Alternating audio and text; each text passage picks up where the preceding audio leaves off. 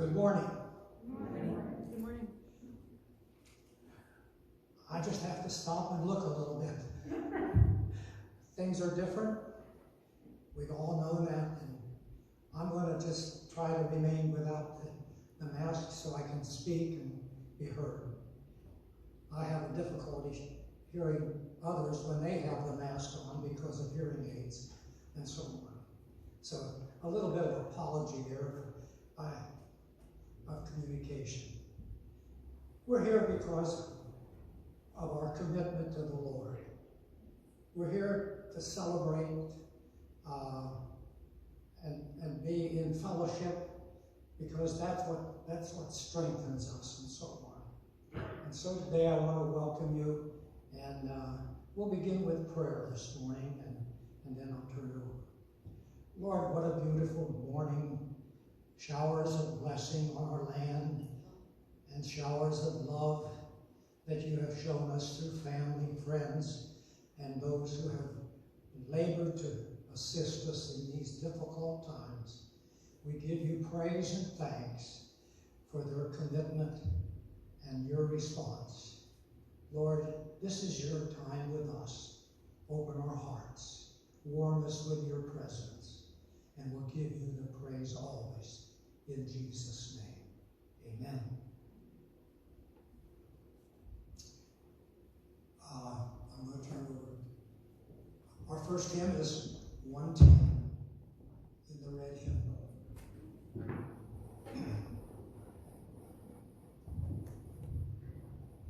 Good morning. It's great to see you all here, and it's great to be back. I think we can all agree that our world and our nation needs lots of prayers. Let's please stand and join me in singing Sweet Hour of Prayer.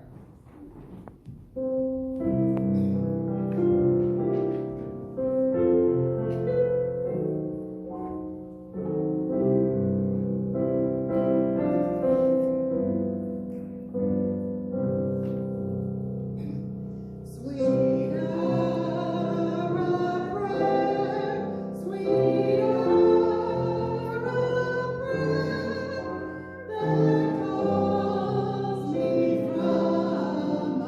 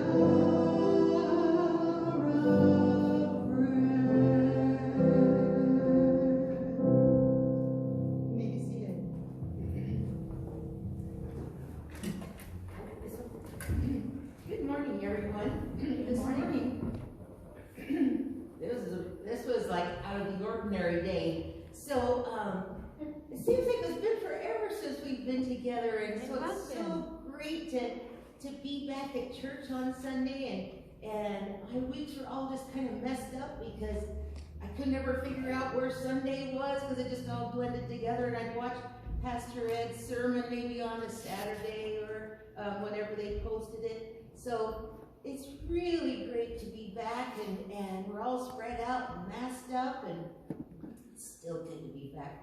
Lots happened since I saw you last, and so I just kind of wanted to recap a little bit. We were out of school on March 16th, and so that was a lot of teaching from home and sending out packets and picking up, kids picking up their packets by car, and that was a really weird way to end the school year. In the meantime, my dog, Clarence, went blind. I mean, bumped into stuff blind. He's also kind of deaf, so it's like having Helen Keller and a dog. He doesn't hear me, he doesn't see me, so he gets lost in our backyard. His gyro's kind of, but he's a happy dog.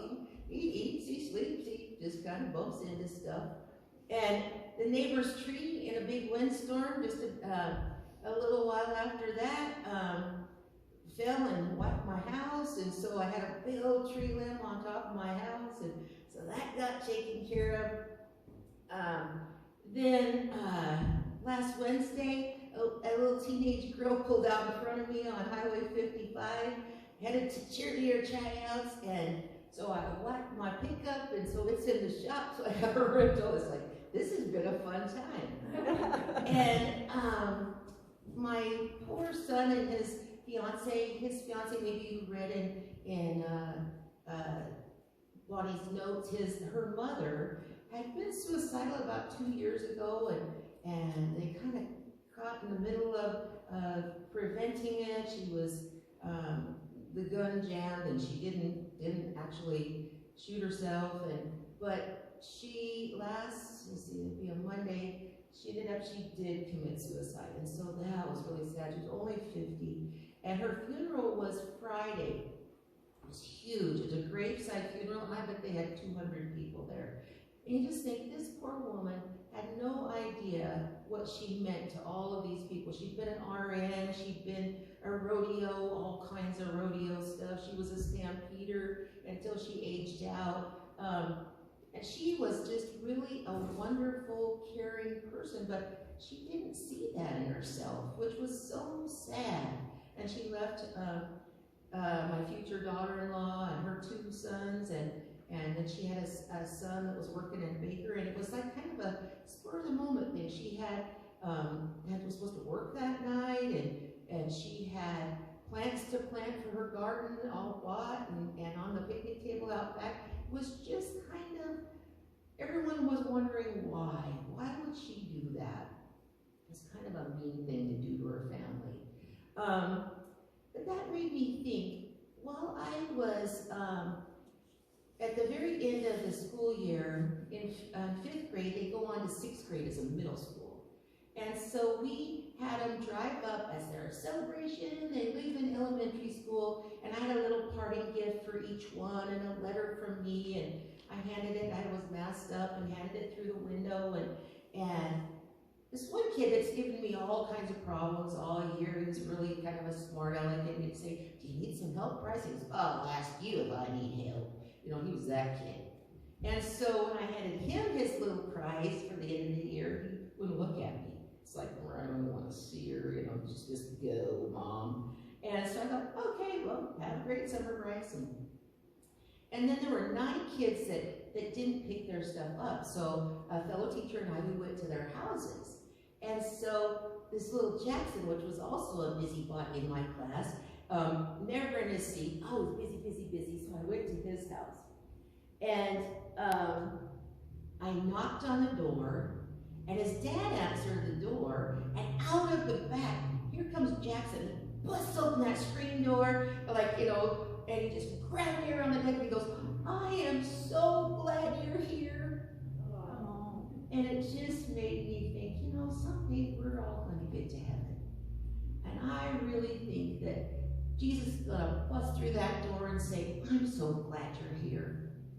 And his dad just kind of took me and goes, I think he missed you.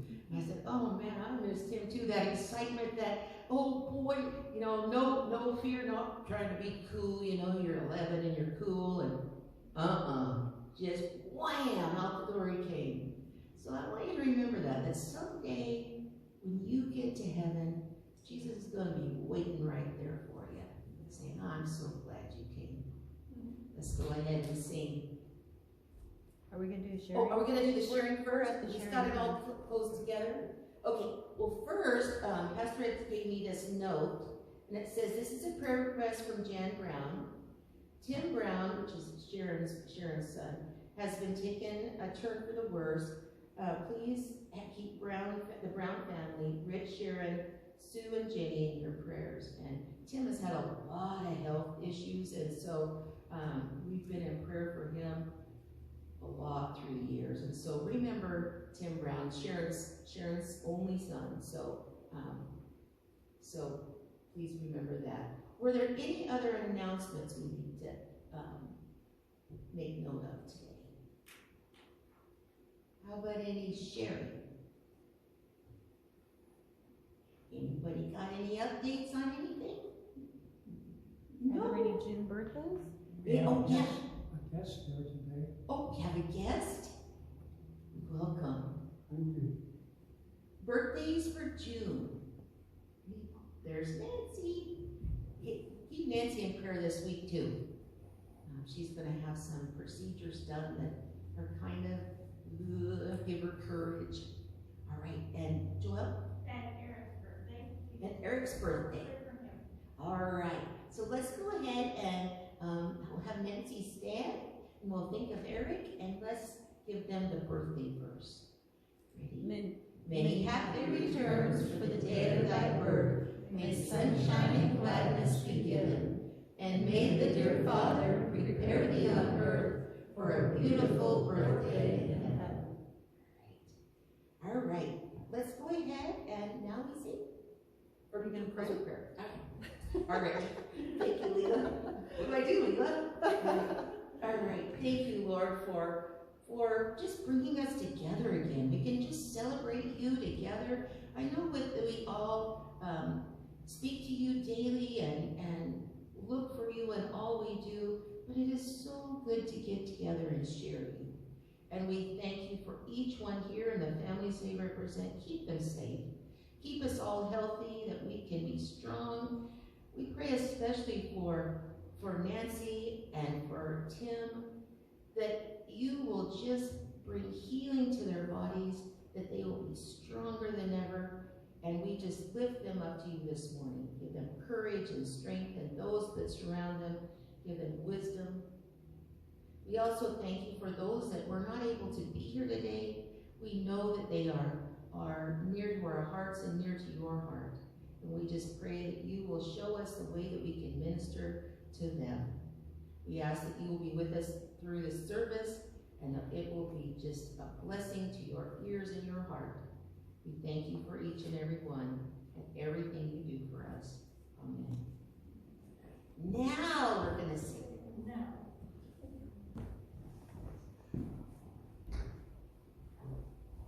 I looked at the clock and they've given me the whole rest of the morning. Look out. Nancy? I meant to say that I have family that might be traveling up this weekend, so people need to look to the prayers. Did you hear me?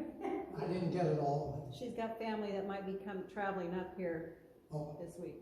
She needs well, prayer. let's keep it on prayer. Welcome all of you, and I haven't been up in the pulpit for quite a while, so I've been a little nervous today, which seems strange, don't it, to you?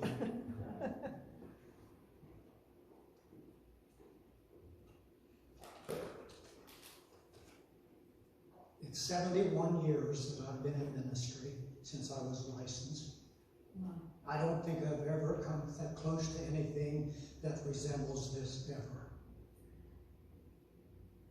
And so we're walking through territory sort of unknown. And yet, I think we have the tools, we have the knowledge that we can survive. And today I'd like to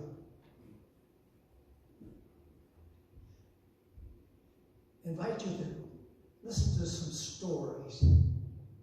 I think most of us have had time to read a lot. Some of you have a lot of novels and other stories you like to read and so on. And what I'd like to share today would maybe fall in one category called nonfiction.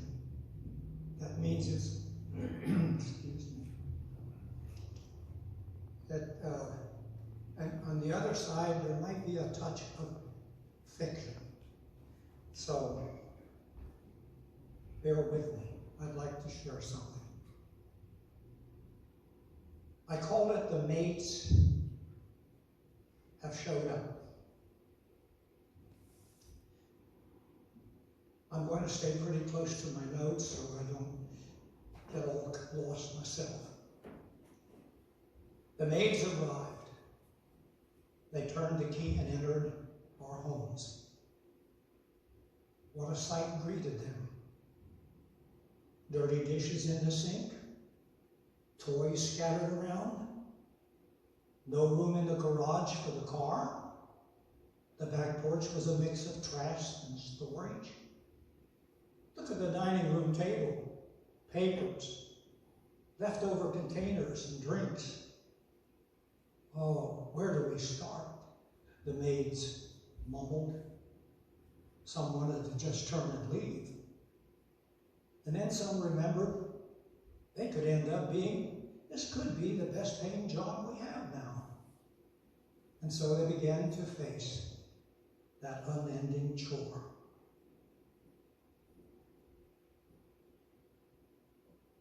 Later, the evidence began to show. Garbage cans were full. Mops were back in the closets. The tenants were amazed. A miracle of the maid's work. The blinds were up as the sun shone through the clean windows. There was an air of freshness.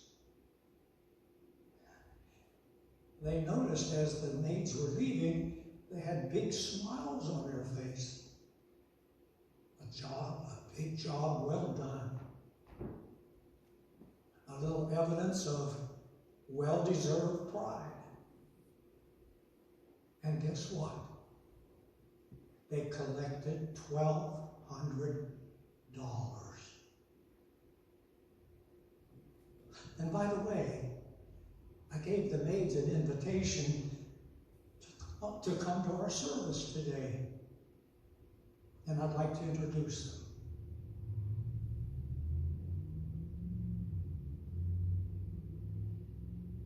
Would you all stand?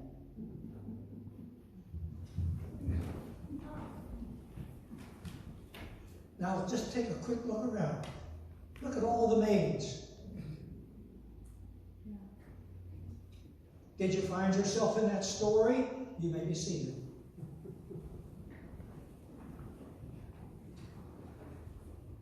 How many of us found ourselves doing more than the honey-do issues that we sometimes call them? Well, we have faced one of the issues that all of us face when we're committed to family lifestyle. How can we keep the joy of family responsibility fresh and vibrant in times like these? And as I searched my own mind and had chances to observe and visit others, I found that love and forgiveness were two important keys that we faced and expressed. As I turn another page today, I have another story to share. I found myself doing a lot of reading and thinking. Have you found yourself in that position? I call it a hunger other than food. A mind that enjoys traveling through novels, stories long and stories that are brief, really became daily food for many of you and for me. Now, I seldom read novels as such, unless the stories appear in Reader's Digest, Guidepost, Messenger, National Geographic, Time Magazine, Reminisce, Archaeology.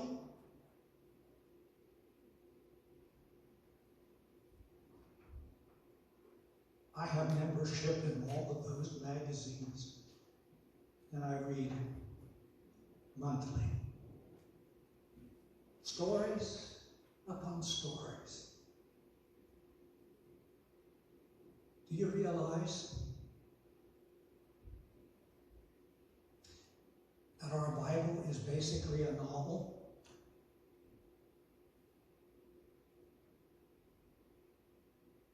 You know that by now, don't you? Let me explain it. There are stories and stories I love to read and reread. I've done it since I was in Sunday school in Beth High.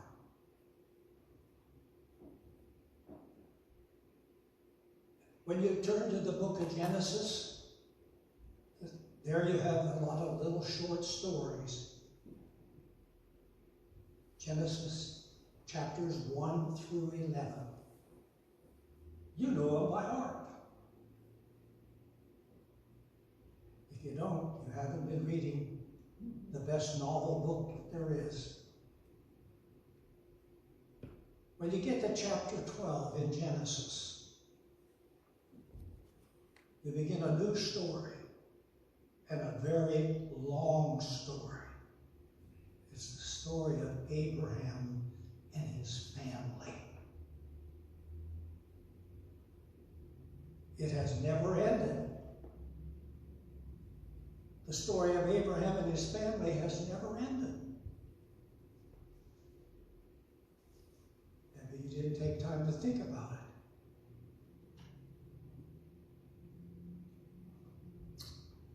I recall a lot of books, stories in that there. If you go to Exodus, there you find an event that shaped a family into a nation. It was written by Moses. He wrote the first 5 books of our Old Testament. When you look at some of the stories within the stories of that family, you might turn to Esther, or you might turn to Ruth. Some of us loved the story of Samson. I always loved the first part of Samson's story, but then I just didn't like the ending. Have you ever said that about some of the stories you read in novels?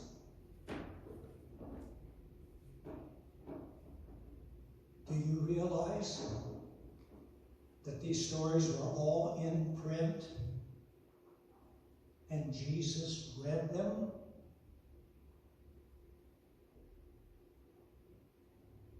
He grew up with them, and so have we. The same stories. How often I remember as I read, he quoted from the Psalms. He quoted from the prophets.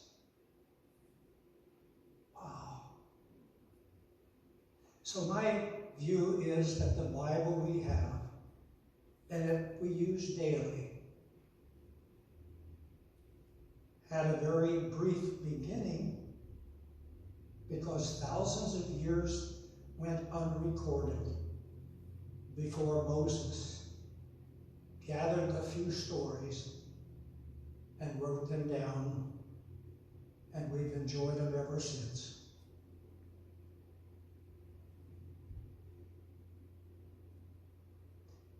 He focused on his family. From Egypt, his family began to have knowledge to write. Think about it. These nomadic people, these keepers of sheep and cattle for thousands of years,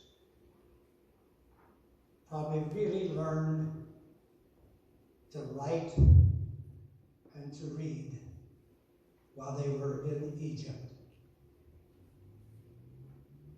And so from the many sources, the books of the Old Testament were gathered and now preserved.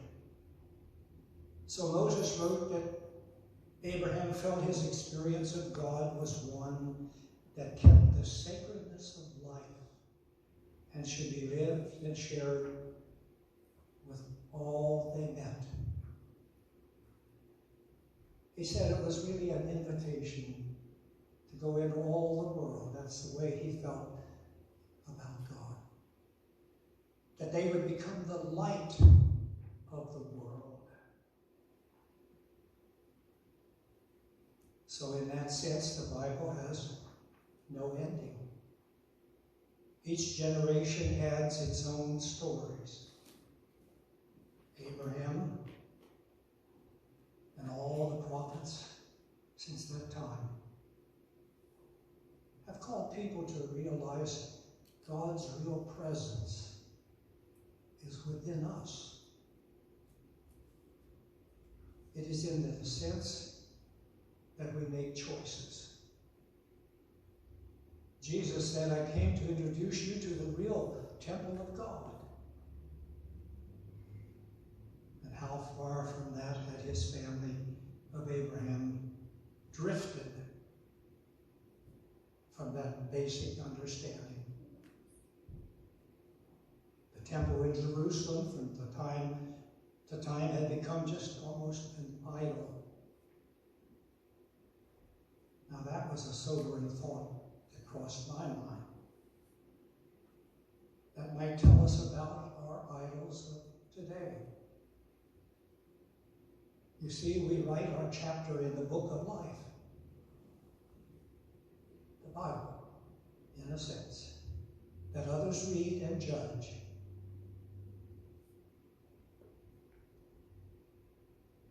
I sometimes have to smile when I hear words that try to define eternity. In the words of Jesus, he said it's spirit. Spirit. And he didn't describe it basically in very clear physical terms. He did say, I'm going home. I'm going there. It's the Spirit. And I'll be with my Father, the one who gave me my life.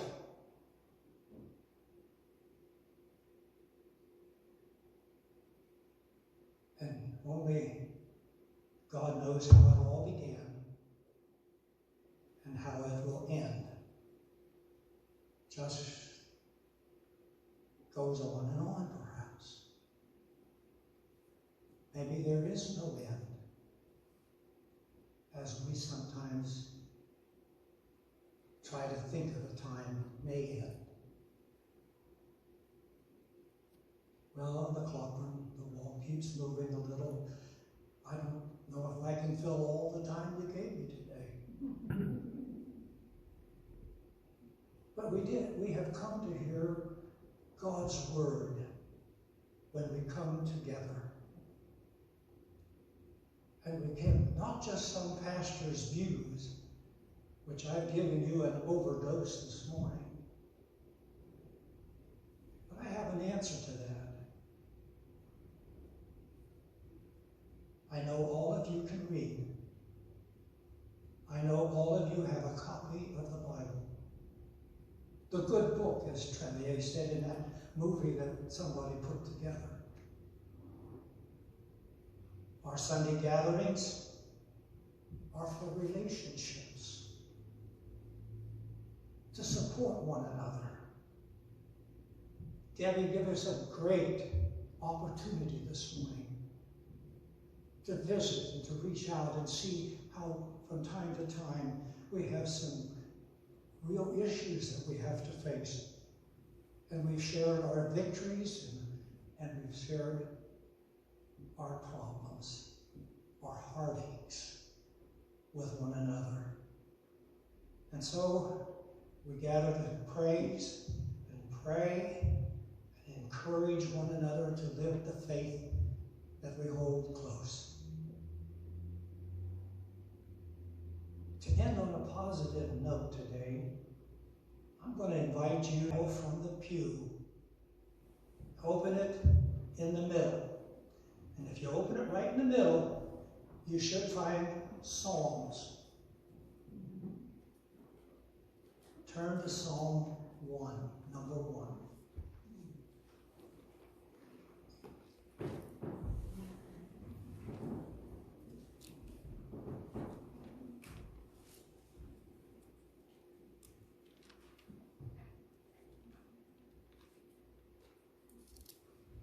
How are we doing? Have we given you enough time to find it? Psalm number 1. Let's read it together.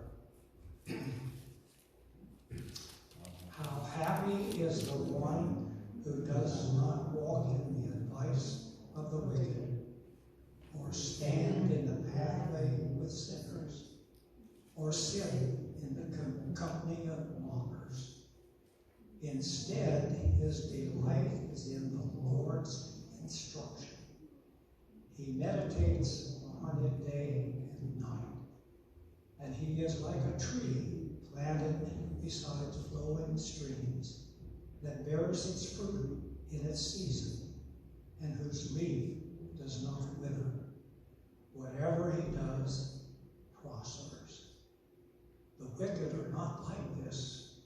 Instead, they are like chaff that the wind blows away. And therefore the wicked will not stand up in the judgment, nor sinners in the assembly of the righteous. For the Lord watches over the way of the righteous, but the way of the wicked leads to ruin. Can you imagine Jesus growing up in the synagogue community, hearing that psalm read? Turn to Psalm 23 then, just a few pages back. Psalm 23.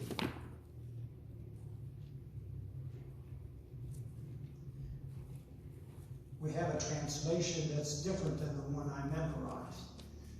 So maybe it has the same effect on you as we look at this and read this translation. When you get there, you'll discover it's a Psalm of David. That was a distant relative of Jesus, one of his ancestors.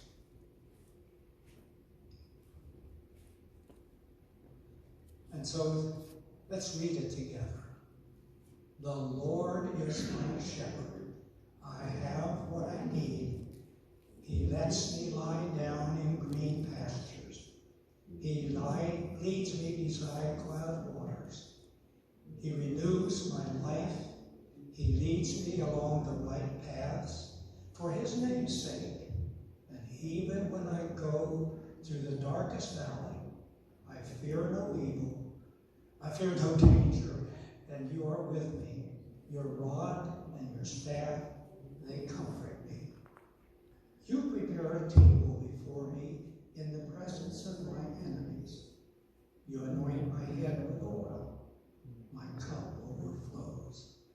Only goodness faithful love will pursue me all the days of my life, and I will dwell in the house of the Lord as long as I live.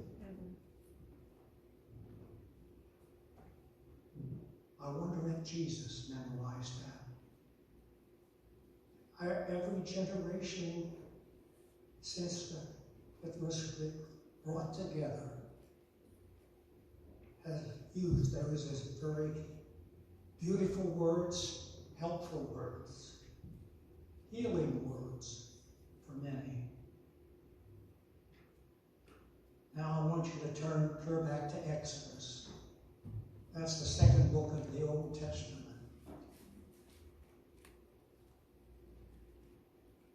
Chapter 20.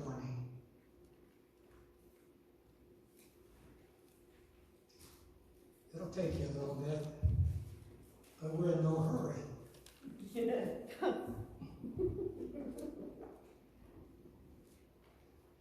Dinner isn't ready yet at home.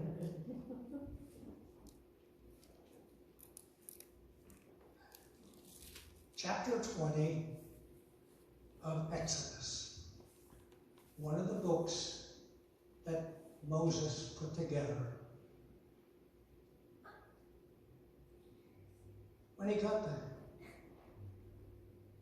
When the Lord sent him down to Egypt, he said, I want you to go down and see if you can bring your family out of Egypt.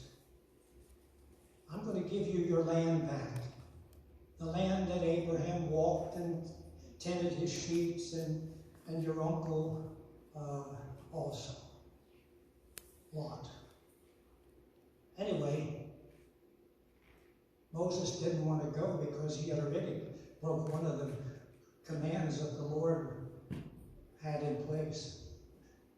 But anyway, he gathered up to find enough courage with his relatives, his brother and sister.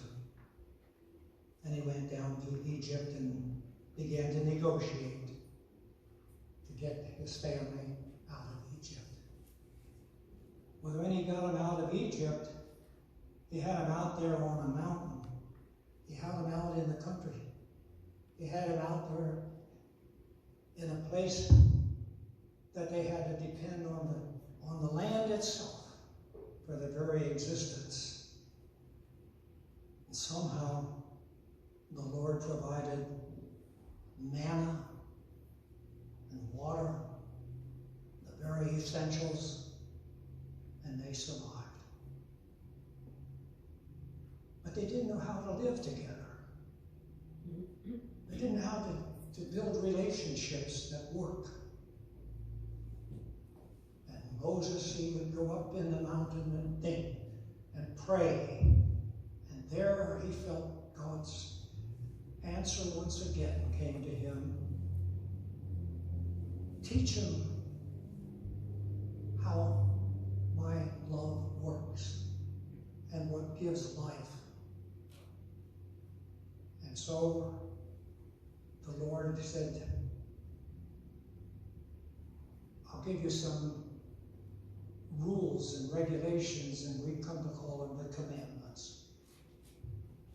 They're in chapter 20 of Exodus. God spoke all these words, and he said, you can follow after.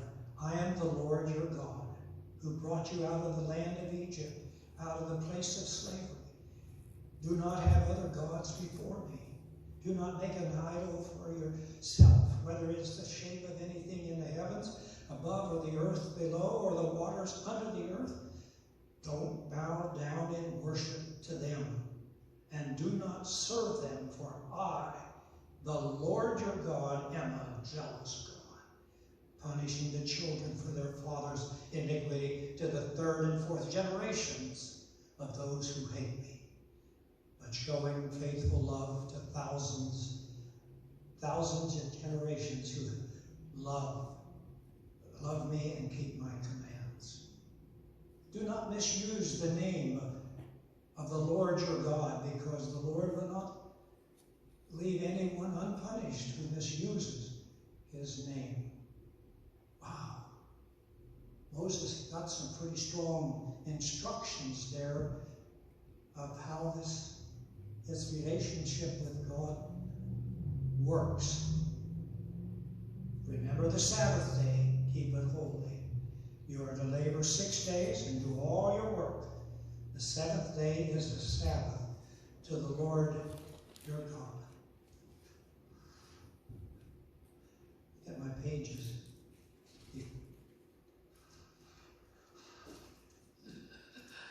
Okay, get my Bible to come apart on the pages. Finally. You must not do any work. You, your son, your daughter, your male or female servant, your livestock, or the resident alien who is within your city gates. For the Lord made the heavens and the earth, the sea and everything in them, in 6 days, and he rested on the seventh. Therefore, the Lord blessed the Sabbath day and declared it holy.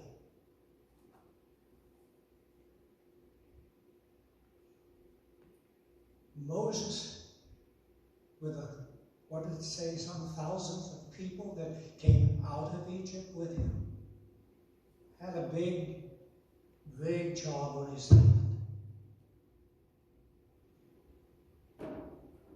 And so out there on the great hills of nature, he began to instruct them that we need to set a time and then gather, and they would begin to have their praise and honor God for their deliverance and their blessings. But then it became more specific. This is what God requires. He wants you to have a relationship with him. But now what about how we get along with each other? He started out with our parents. Honor your father and mother.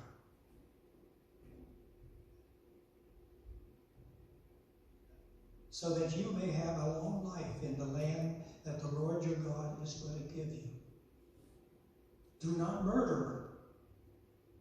Boy, that must have hit Moses between the eyes. He could remember how he killed a man down in Egypt, and that's why he ran from his teenage years back away. Do not murder. Do not commit adultery. Do not steal. Do not give false testimony against your neighbor. Do not covet your neighbor's house, nor the neighbor's wife, or his male or female servant, his ox, or his donkey, or anything that belongs to your neighbor. You can't make that much plainer. And so Moses gave the people a list that was detailed. Now later on, that list grew to be so big that it covered a lot of books and a lot of chapters in the books of Leviticus and Numbers and Deuteronomy. And later on we find out Jesus went back and said there's just two commands that really cover the whole thing. And Jesus didn't, he said, I'm not going to throw the 10 Commandments out that Moses put in there. They stand. You know that. That's how you build relationships. But if you want it simplified, love the Lord your God with all your heart, mind, soul. It's a commitment. It's a decision that you need to make. And Jesus even told Nicodemus, it's like a new birth. And so it's a tremendous impact on your life when you make that commitment to serve God on his terms. And then the second one Jesus said is just remember, love your neighbor. Love everything your neighbor has, that's fine. But don't covet it. You see, love your neighbor as you would yourself. You don't want somebody stealing from you or taking advantage of you and so on. That don't build relationships. And so there's the answer that Jesus gave. 2 commandments really covers the 10 very well.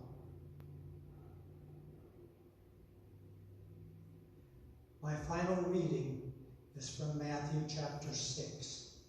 You can turn there in the New Testament. It's almost to the back of the book.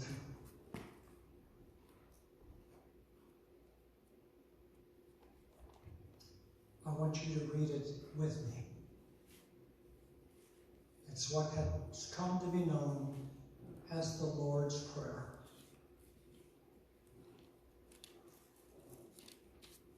One day the disciples said to Jesus, "Teach us to pray." Can you imagine Jewish young men that grew up in Jewish homes, went to synagogues with their parents? Some had the privilege of even going to Jerusalem, to the temple occasionally. Asking, teach us to pray. However, that same thing might be important for us. Sometimes we haven't learned to pray as we ought to. So Jesus told these fishermen and those who were following him, let's experience the prayer that he taught them again. Oh, we've used it many times, except Matthew didn't put any ending on the prayer. He didn't get an amen. But later on, some Christians added an ending that you and I know by heart. And we'll just add that at the end. And then we'll be dismissed. From Matthew chapter 6, let's start at verse 9. Therefore, you should pray like this. Our Father in heaven, your name be honored as holy.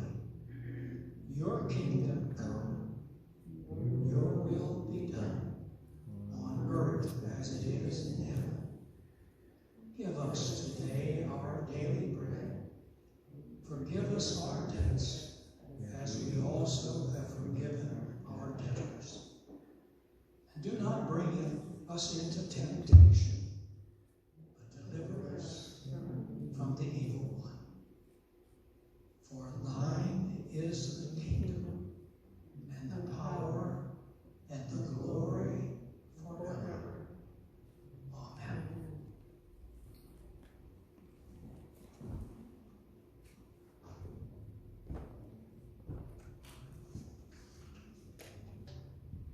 Greet, wave to one another, and whatever as you leave.